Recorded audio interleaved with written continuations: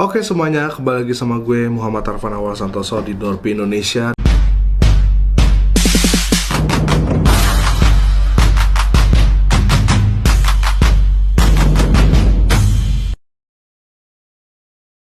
Dan di Dorpi Indonesia kali ini kita akan memasuki segmen EV Talk lagi, teman-teman. Jadi di EV Talk kali ini kita akan ngebahas seperti biasa komentar-komentar dari kalian ya seputar EV, teman-teman.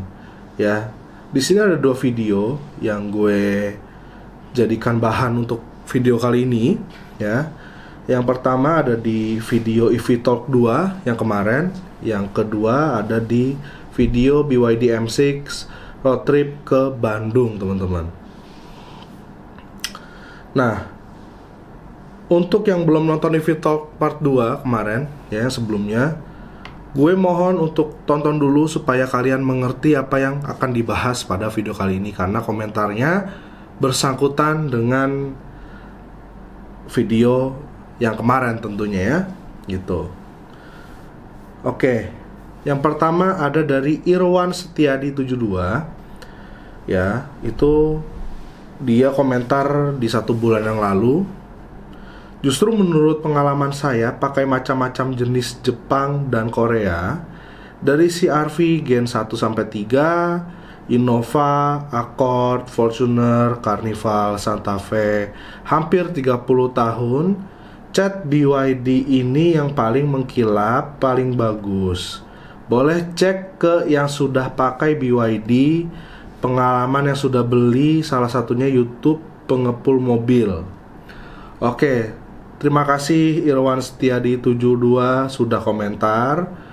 Jadi ada satu hal yang gue harus highlight di sini adalah 30 tahun pemakaian. Nah ini gimana? Mungkin bukan 30 tahun ya, tapi mungkin bisa jadi usianya si Irwan Setiadi ini 30 tahun apa gimana, karena ini agak janggal sih. Dia bilang 30 tahun CR-V Gen 1, Gen 3 ya, Innova, Accord, Fortuner, Carnival, Santa Fe. Kayaknya belum ada yang umurnya 30 tahun sih menurut gue ya, dari semua mobil ini. Emang udah ada 30 tahun ya CR-V Gen 1? Coba ya, kita browsing. CR-V Gen 1 release date kali ya. Oke. 2002. Ya belum ada 30 tahun, bro. 2000 sampai 2002 belum ada 30 tahun. Kalau beli yang Hah? Kalau beli yang gitunya, yang Gen 1-nya. Iya, kan dibilang Gen 1 sampai Gen 3. Kita patokanlah Gen 1 ya, gitu. Tapi emang secara ini kan di Indonesia nih, generasi pertama di Indonesia diproduksi dari tahun 2000 sampai 2002. Kayak gitu. Belum ada 30 tahun. Ya.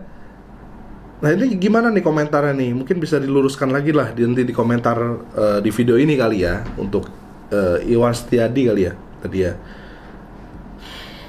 Irwan Setiadi 72 ya. Bisa diluruskan lagi nih di sini, bisa diklarifikasikan lah. Kok bisa 30 tahun tuh, maksudnya umurnya bro ini 30 tahun atau gimana gitu. Maksudnya selama 30 tahun ini saya hidup, saya pakai mobil ABCD kayak gitu kan.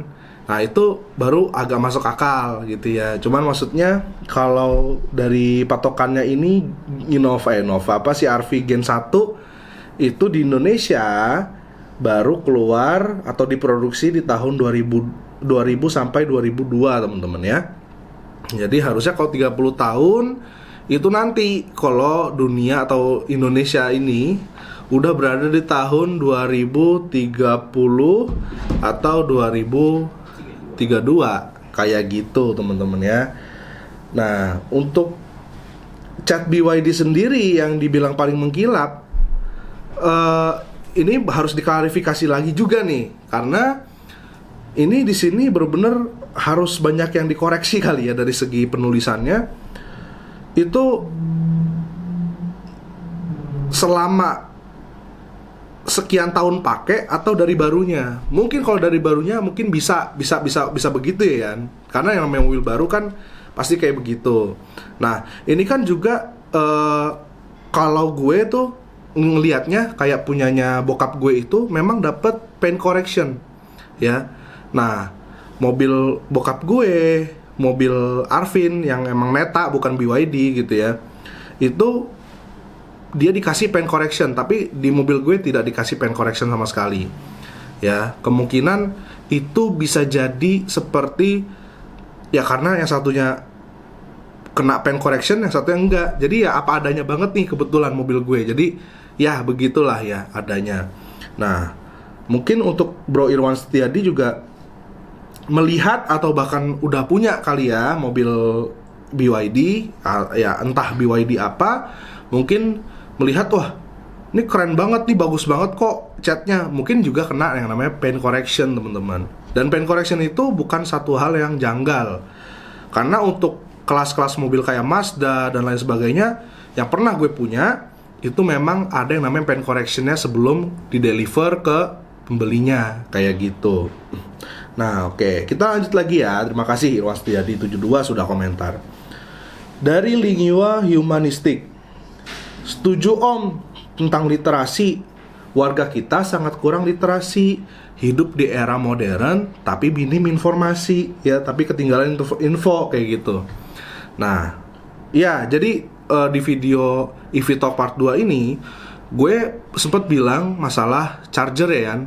Jadi ketika kita mau ngecharge di luar itu ya, bertepatnya itu di B-Exchange 2, Bintaro Exchange Mall 2, itu Voltron ya providernya, itu ada satu mobil yang dari kita belum ngecas, kita nungguin si M6 kelar dulu, M6 nya udah kelar, kita baru ngecas lagi di mobil kita.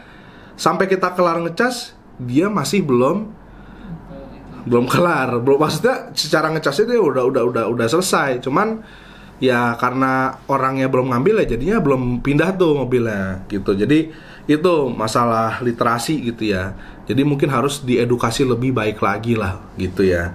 Itu. Oke, thank you Lingua Humanistik yang sudah komentar. Lalu ada selanjutnya dari AR8388. Serem juga nih, mana display picture-nya pakai Garuda merah. Untung Garudanya nggak berunduk kayak di IKN ya. Jadi Garuda merah lebih bagus ya, mantep, bukan yang begini, bukan ya. Itu ngapain Garuda begini bro gitu kan ya. Nah sama Om, saya juga ngalamin dikomplain katanya kena sesuatu di jalan. Klasik ya enggak? Waktu itu mobil kondisi 1 hari setelah dapat. Akhirnya saya poles sendiri dan coating sendiri. Belum lagi catnya ada yang ditambal. Saya komplain katanya tidak kasat mata. Kalau tidak kasat mata nggak mungkin bro ngeliat dong, ya nggak? Nggak mungkin yang komen ini si AR8388 ini ngeliat. Kalau nggak kasat mata ya setan kali. Maksudnya gitu ya. Nah maksudnya gitu, maksudnya ya ini mungkin si bro ini juga kena kena yang nggak ada paint correctionnya gitu. Jadi langsung aja barang di deliver apa adanya gitu untuk customer kayak gitu ya, sama lah kayak gue. Terima kasih R8388 udah komentar ya. Terus kan Garuda merah mantep ya. Nah lanjutan ya, sekarang dari video yang BYD M6 road trip ke Bandung ya.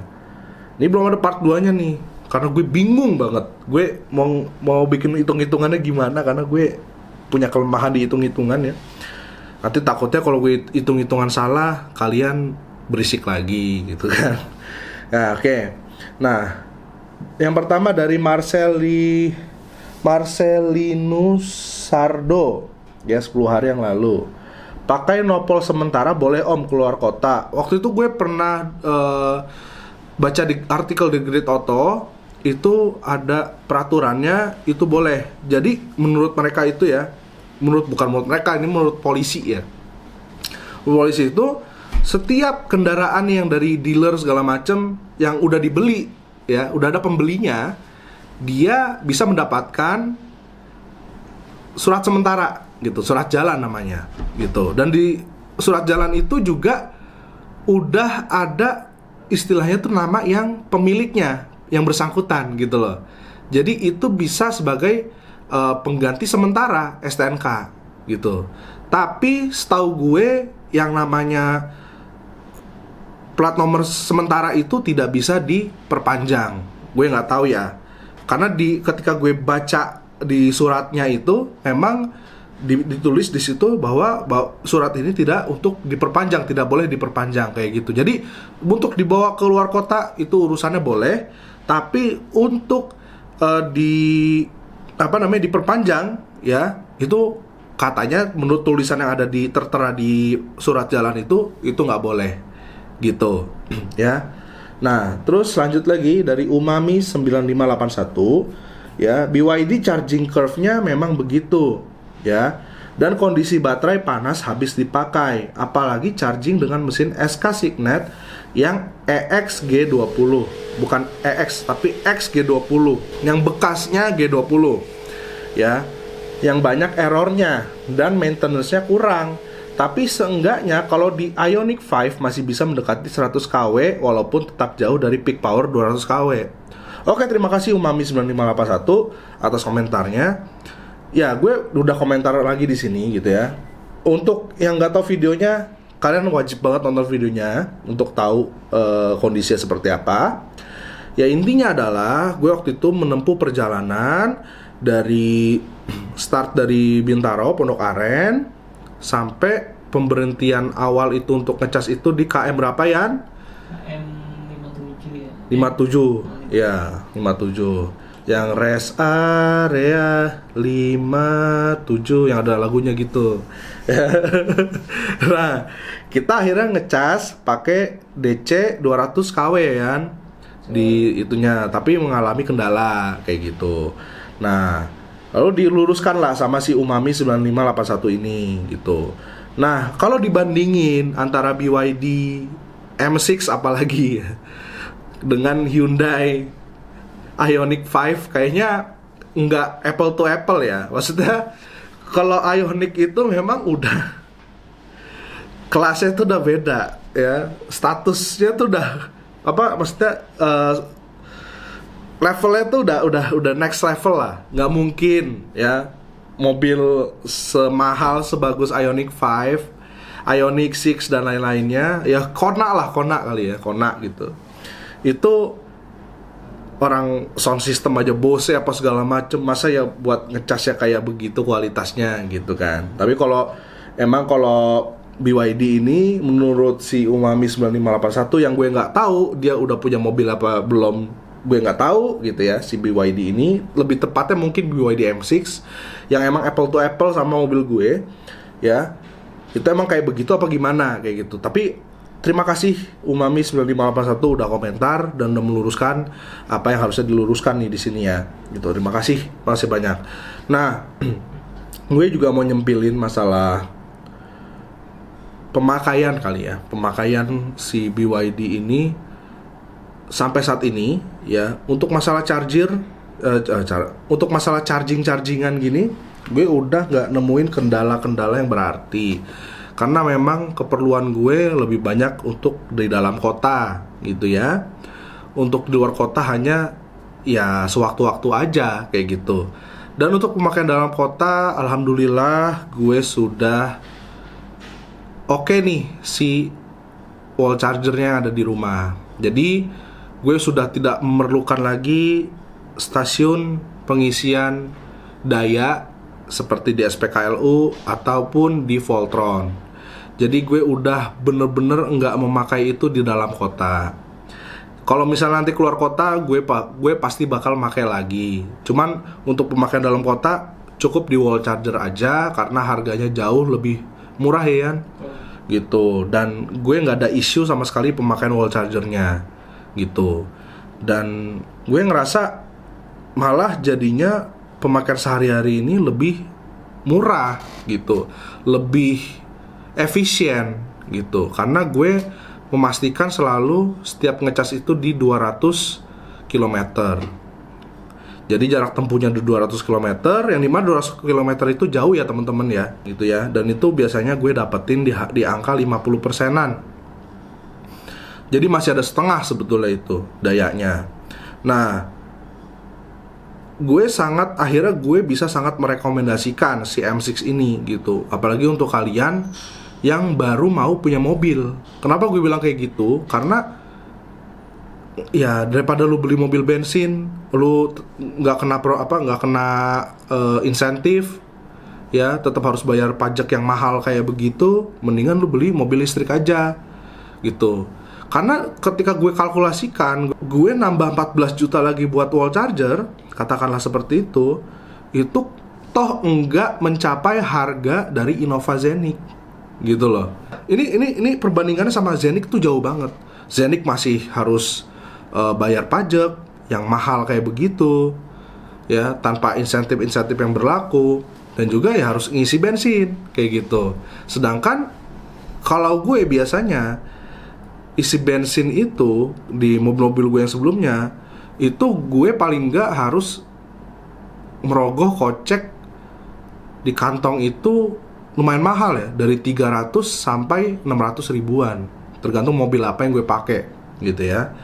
Kalau CX-3 ya 300 tuh udah aman lah. Tapi kalau misalnya Fortuner yang kemarin juga gue pakai, itu ya paling nggak 400-600 lah untuk fullnya kayak gitu. Tergantung lu pakai solar dari mana. Yang jelas gue nggak pakai solar busuk, gue nggak pakai biosolar untuk Fortuner gitu. Karena gue sangat meyakini semakin baik ya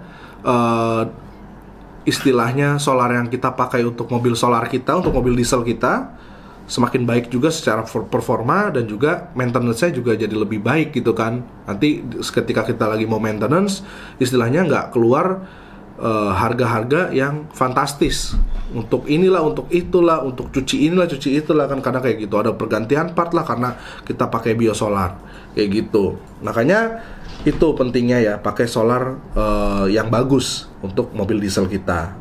Karena ingat, mobil diesel kita ini bukan pickup ya, yang emang pakainya biosolar, tapi mobil diesel kita ini adalah mobil angkutan, mobil pribadi yang memang harga belinya aja udah mahal.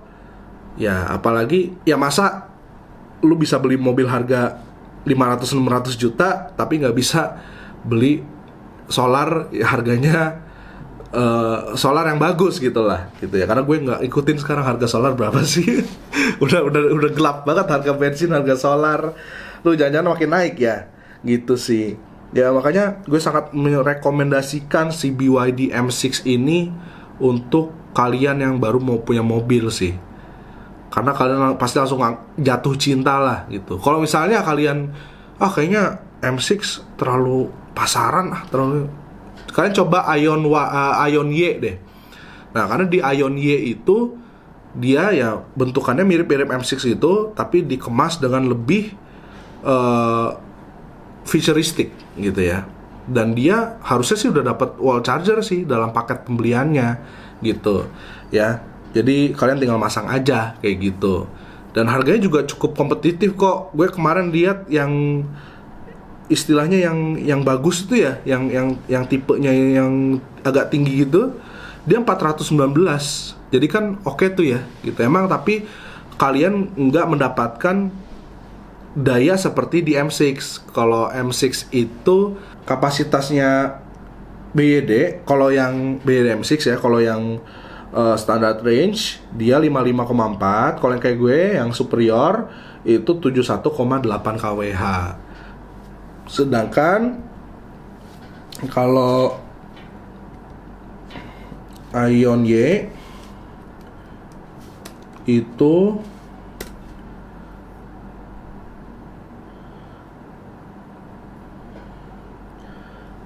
kalau yang standarnya 50,66 kWh, dan yang paling tingginya itu berada di 63,2 kWh. Cukup jauh sih emang bedanya ya. Jadi emang itu kenapa gue lebih merekomendasikan M6, selain karena gue pakai, dan juga emang kelihatan banget tuh perbedaannya tuh ya. Baterainya itu lebih gede, otomatis pemakaiannya jauh lebih lama kayak gitu sih teman-teman sih. Ya tapi ya balik lagi ke kalian ya, untuk ukuran dalam kota sih 3,2 kWh sih udah cukup banget kok gitu ya. Tapi kalau kalian agak mau keluar sedikit ya sebenarnya masih cukup, cuma paling harus benar-benar di prepare tuh, harus benar-benar dipersiapkan ketika kalian menuju luar kota kayak gitu-gitu. Kalian benar-benar harus prefer untuk berhenti beberapa kali untuk melakukan pengisian daya baterai kalian. Oke? Jadi gitu aja kesimpulannya. Mungkin nih EV Talk yang paling gitu lah ya, paling singkat karena gue bener-bener langsung menyimpulkan bahwa mobil listrik ini ternyata bener-bener worth it itu ya. Jadi apapun pilihan kalian, mobil listrik pilihan kalian, gue nggak pernah kayak oh jangan ini jelek segala macam, enggak ya, karena berdasarkan pemakaian gue di mobil listrik BYD M6 itu udah oke banget. Tapi gue tidak menutup kemungkinan juga nantinya insya Allah kalau ada rezeki akan pakai di brand yang lain juga, akan beli brand yang lain juga ya, termasuk Wuling lah ya, mungkin Aion ya, pokoknya mobil ini ya mungkin kalau gue sih pasarnya lebih ke Cina sih, karena kalau mobil yang kayak Hyundai gitu-gitu, sorry to say, itu kayaknya bukan pasar gue sih gitu loh ya. Nah Cina ini kan udah banyak banget nih, udah bervariasi banget nih, dan harganya juga kompetitif banget nih antara brand A sama brand B kayak gitu. Makanya nggak terpaku sama BYD, apa harus BYD, apa harus BYD, enggak. Makanya gue di sini bilang yang penting mobil listrik gitu ya, dan sekarang yang lebih spesifik lagi mungkin adalah mobil listrik Cina gitu loh ya, gitu guys. Oke, jadi sekian aja dari gue Muhammad Arfan Awal Santoso dari Dorp Indonesia. Gue pamit, bye bye.